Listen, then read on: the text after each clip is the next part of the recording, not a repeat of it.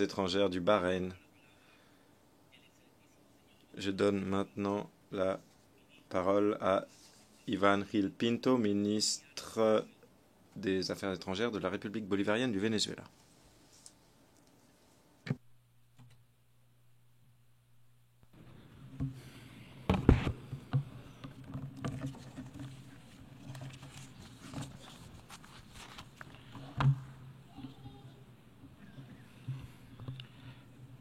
Señor presidente, Monsieur le Président, le Venezuela parle au monde avec le langage de la vérité.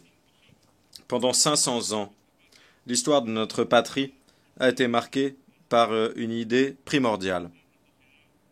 Parvenir à une société où règne l'égalité, la justice et la liberté. C'est Simón Bolivar, le plus grand homme qui soit né sur les terres américaines, qui, par sa parole et son œuvre, a universalisé l'esprit et le ressenti latino-américain et caribéen. Un idéal selon lequel le monde doit vivre dans l'équilibre et que toute lutte pour une société meilleure doit avoir comme port d'arrivée, comme destination finale, la paix. Monsieur le Président, les premiers bateaux qui sont arrivés dans la mer des Caraïbes sont venus nous soumettre. Ils ont soumis nos ancêtres pendant 300 ans. Plus de 90 millions d'autochtones du peuple originel ont été exterminés. C'est ainsi qu'a commencé notre longue lutte de résistance face au colonialisme et à l'humiliation. 300 ans plus tard, l'armée de libération, composée de noirs, d'autochtones, de blancs, de mulâtres, armée dans laquelle ils se mélangeaient sur un pied d'égalité, esclaves, paysans, hommes libres de tout le continent, sont partis des côtes de la mer des Caraïbes jusqu'à atteindre les hauteurs d'Ayacucho et ont libéré l'Amérique du Sud pour toujours. Monsieur le Président, notre pays a appris à lutter pour sa destinée. Le XXe siècle a commencé par un blocus de nos côtes en mer des Caraïbes et un coup d'État contre le général nationaliste Cipriano Castro, financé par les entreprises pétrolières et par le gouvernement des États-Unis. Ça a été un siècle marqué par de durs conflits entre l'idéal d'une nation qui réclamait la jouissance souveraine de ses richesses pour se développer et des gouvernements fantoches qui ont soumis notre pays à des intérêts étrangers et impérialistes. Ces gouvernements soumis ont maintenu pendant des décennies le Venezuela dans la misère et la répression la plus odieuse. Et c'est à la fin du siècle dernier, en 1999, que le peuple vénézuélien est parvenu à invoquer toute la force historique qu'il avait accumulée pendant des décennies de lutte pour en faire un projet de pays indépendant, juste et souverain.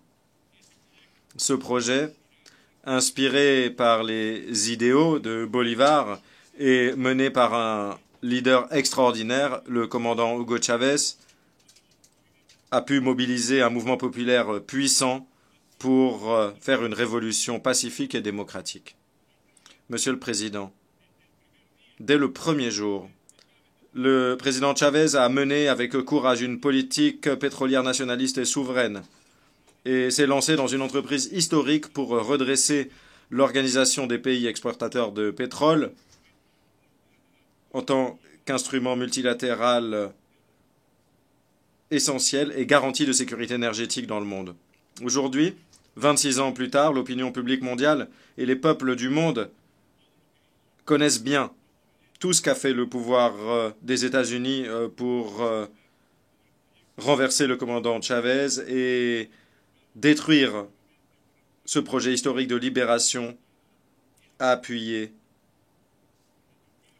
par le peuple vénézuélien de manière répétée à l'occasion de 32 élections. Suite à la disparition du président Chavez, le peuple a ratifié lors de plusieurs événements électoraux et politiques le projet historique d'émancipation du Venezuela, dirigé aujourd'hui par le président Nicolás Maduro. On connaît également très bien, car elle est largement documentée, la guerre qui nous a été livrée par tous les moyens, l'agression criminelle lors de la dernière décennie pour s'approprier les richesses naturelles du Venezuela et provoquer un changement de régime. Monsieur le Président, on ne peut pas nier les agressions contre le Venezuela au cours des dernières années. Actions de déstabilisation, conspiration, avec notamment une tentative d'assassinat du président au moyen de drones. Une guerre économique dans l'expression la plus cruelle. Et les plus de 1042 sanctions mises en œuvre de manière criminelle contre notre industrie pétrolière et les secteurs productifs de notre pays. Il y a eu également de nombreuses incursions de mercenaires.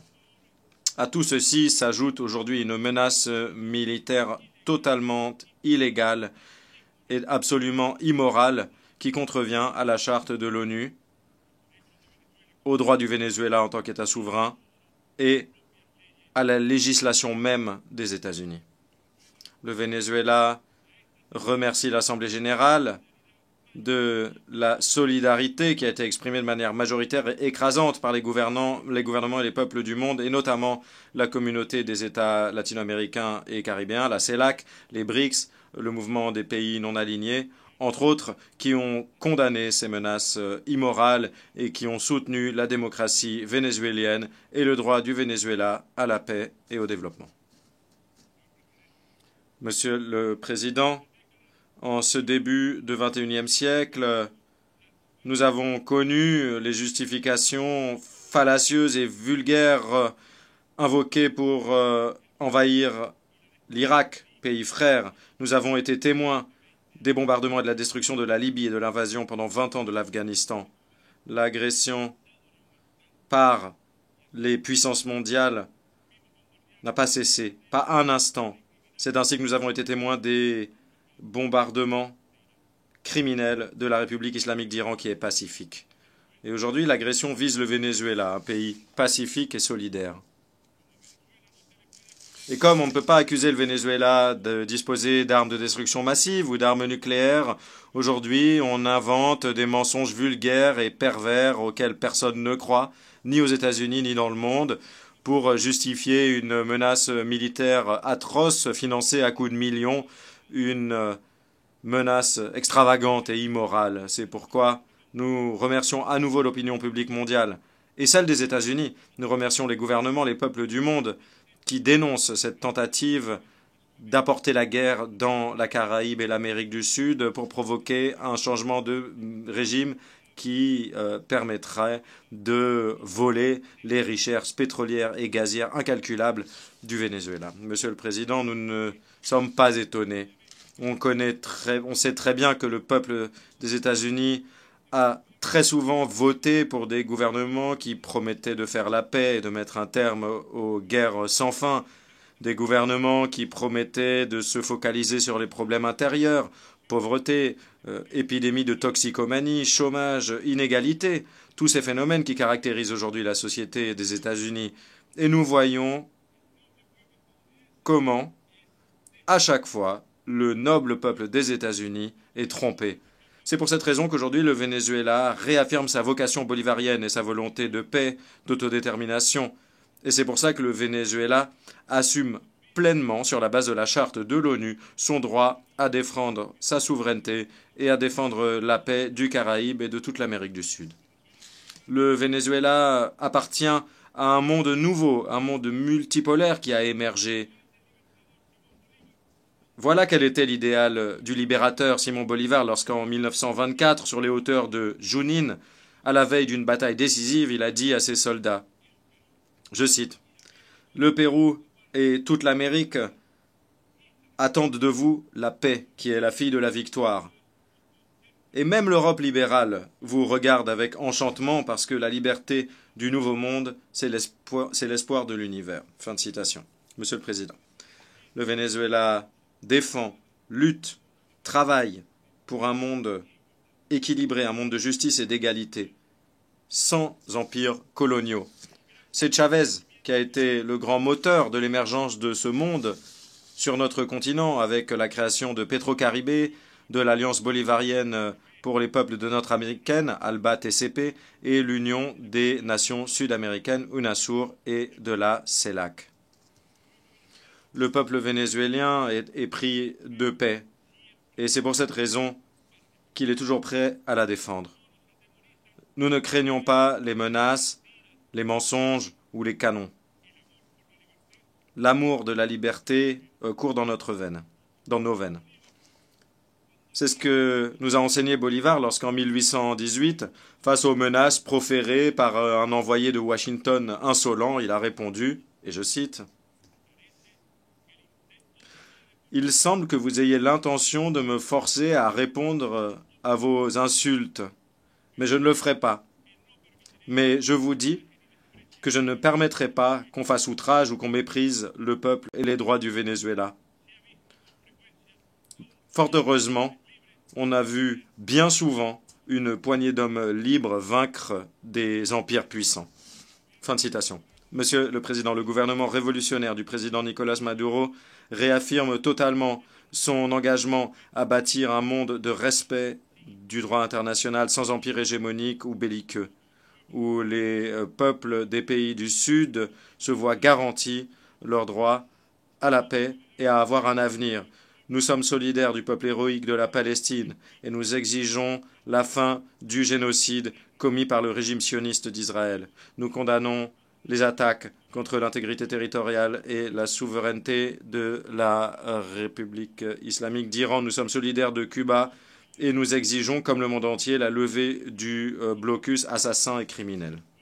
De la même manière, nous exprimons notre solidarité sans faille avec le peuple du Nicaragua, digne héritier de Augusto César Sandino. Et nous exigeons la levée totale, immédiate et sans condition des mesures coercitives unilatérales contre les peuples frères du Bélarus, de la République populaire démocratique de Corée, l'Érythrée, l'Iran et le Zimbabwe.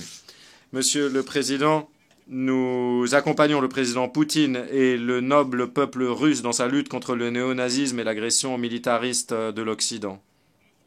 Nous soutenons les initiatives du président Xi Jinping en faveur de la construction de la communauté de destin partagé. Nous souscrivons à la position historique d'accompagner le peuple argentin courageux pour qu'il récupère les îles Malvinas et nous l'accompagnons dans sa lutte pour que l'Argentine ne soit pas transformée en base militaire étrangère qui menace la paix de notre continent. Le Venezuela réaffirme la position du libérateur Simón Bolívar, son souhait de parvenir au plus tôt à l'émancipation définitive du peuple de Puerto Rico et pour que soit fondée une république indépendante, libre et souveraine. Nous réaffirmons également notre soutien à la juste cause du peuple sahraoui. Nous soulignons également notre attachement absolu au groupe des amis de la Charte des Nations Unies qui regroupe les gouvernements qui souhaitent sauver le système onusien qui est tombé dans une décadence dangereuse et qui est menacé d'extinction. Les nazis d'aujourd'hui, comme ceux de l'époque d'Hitler, travaillent pour détruire notre organisation. Nous œuvrons pour la consolider et la dignifier. Monsieur le Président, en outre, aujourd'hui, nous réaffirmons le cap que s'est fixé librement le peuple vénézuélien. Le monde doit savoir que le Venezuela est prêt à poursuivre le chemin montré par Simón Bolívar et les libérateurs et libératrices de l'Amérique. Nous avons créé une union nationale puissante et face au monde, nous réaffirmons que le Venezuela n'a jamais été, n'est pas et ne sera jamais une menace pour les autres pays, quels qu'ils soient. Le Venezuela a été, est et sera toujours un motif d'espoir pour bâtir une nouvelle humanité, un monde où tout le monde est sur un pied d'égalité, sans empire, sans chantage ni menace. Un monde où le colonialisme disparaîtra pour toujours, où l'esclavage et l'exploitation disparaîtront et où on pourra consolider la paix. Et comme le disait le poète et chanteur vénézuélien Ali Primera, où l'humanité sera humaine. Merci infiniment, Monsieur le Président. Muchas gracias al señor ministro. Merci infiniment au ministre des Affaires étrangères de la République bolivarienne du Venezuela.